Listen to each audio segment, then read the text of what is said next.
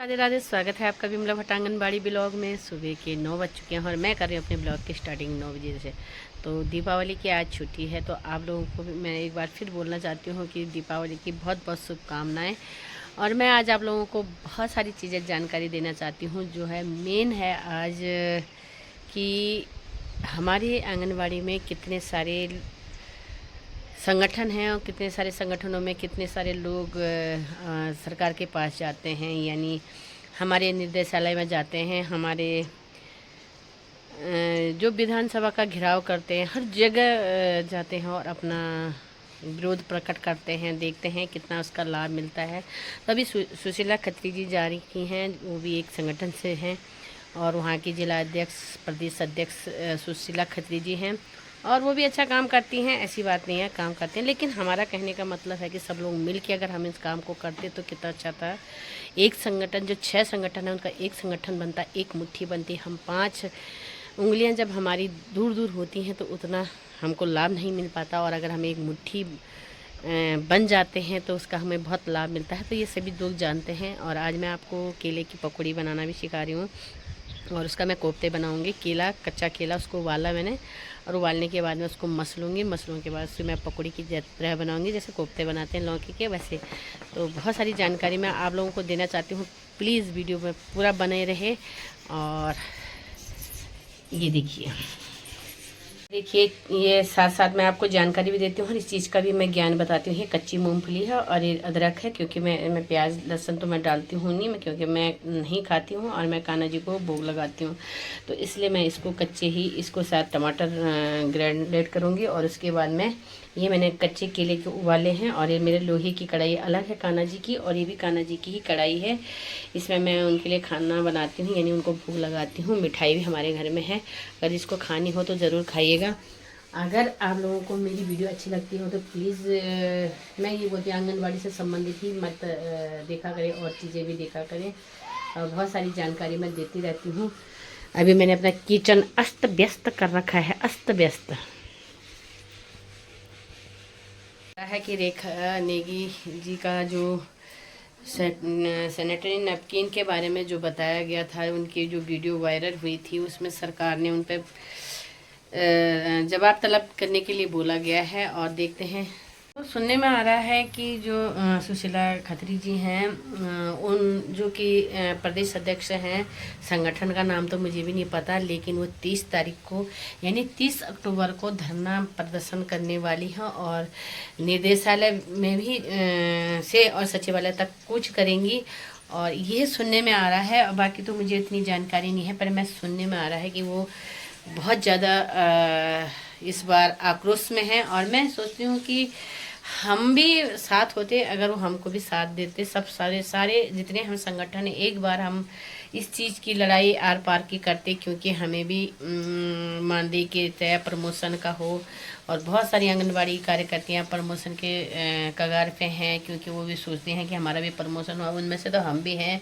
और बहुत सारे लोग हैं कि मानदेय बढ़े, और जिसका शोर जोर मानदेय पर हो तो वो सोच सकते हैं कि कितनी सारी हमें आंगनबाड़ी में कितने सारे अतिरिक्त काम मिलते हैं। उसमें भी हमें क्या होता है कि मानदेय नहीं मिलता है। अगर हम चाहते हैं कि ये प्रोत्साहन राशि हमें अगर मिल जाए तो कितना अच्छा होता है। तो बहुत सारी जानकारी सुनने में आ रही है। और रेखा देगी जो हमारे प्रदेश अध्यक्ष हैं आंगनबाड़ी, जो हमारी आंगनबाड़ी मिनी आंगनबाड़ी सेविका और मिनी संयुक्त संगठन की प्रदेश अध्यक्षता है। मुझे तो इतना बोलना भी नहीं आता है, लेकिन फिर भी मैं बोलने की कोशिश करती हूँ, तो प्लीज़ उसको इग्नोर करिएगा जहाँ पे मेरी त्रुटियाँ होती हैं। तो उन्होंने सैनिटरी नैपकिन के बारे में सरकार को एक बताया था। मेरी पकड़ियाँ भी बनने लग गई हैं, देखो हिब्रोनी तो डर के मारे कहाँ बैठा है। तो उन्होंने सरकार से बोला था कि ये चीज़ सही नहीं दे रहे हैं, 6 रुपये का है और अब 15 रुपये का हो गया है, इसलिए वो उस चीज़ के विरोध करा था। विरोध के कारण बहुत सारे आंगनबाड़ी कार्यकर्ताओं ने उनका साथ भी दिया था। और हम ये चाहते हैं कि दीदी को जल्दी से जल्दी बहाल किया जाए, वो उनको अपनी नौकरी पे भेज दिया जाए, क्योंकि एक उन्होंने आवाज़ उठाई है, उन्होंने किसी का विरोध नहीं किया है, किसी सरकार का विरोध नहीं किया है, लेकिन जिस आंगनबाड़ी कार्यकर्ती का एक रोजी रोटी होती है, तो उसमें हमें भी बुरा लगता है कि उनका होना चाहिए, उनको जल्दी से जल्दी बहाल होना चाहिए और अपनी नौकरी पर जाना चाहिए उनको। सरकार ने ऐसे तो बहुत सारे लोग बोलते हैं, तो उसमें क्योंकि ये तो एक आंगनबाड़ी कार्यकर्ती ने बोला है, एक प्रदेश अध्यक्ष ने बोला है, लेकिन जब गांव में लोग इतनी बातें बोलते हैं तो उसमें हमें कितना झेलना पड़ता होगा। तो प्लीज़ उस चीज़ का ध्यान दीजिएगा सरकार से। हम यही निवेदन करते हैं कि जल्दी से जल्दी उनको बहाल किया जाए, उनको जो भी उनका निर्णय होगा सरकार का वो उनको बता दिया जाए। तो ये देखिए मैं साथ साथ पकौड़ियाँ यानी कोफ्ते के लिए बना रही हूँ, उसको पकौड़ी की तरह बना रहे हैं और उसमें मैंने बेसन भी डाल दिया है, तो केले का है। तो बहुत सारी चीज़ें सरकार ने दे रखी हैं, बता रखी हैं। हम तो यही चाहते हैं कि दीदी जल्दी से जल्दी आ जाएं और जो रेखा नेगी जी हैं, जो मतलब यानी हमारे प्रदेश अध्यक्ष जी हैं, उनको अपनी नौकरी पर जल्दी से जल्दी भेज दिया जाए। लेकिन जो सुशीला खत्री जी हैं, उनका आंदोलन और अभी एक संगठन और गया था रुद्रपुर में, जिन्होंने काशीपुर रुद्रपुर, मैंने आप लोगों को बताया था कि वहाँ पे बहुत सारा विरोध प्रदर्शन किया था।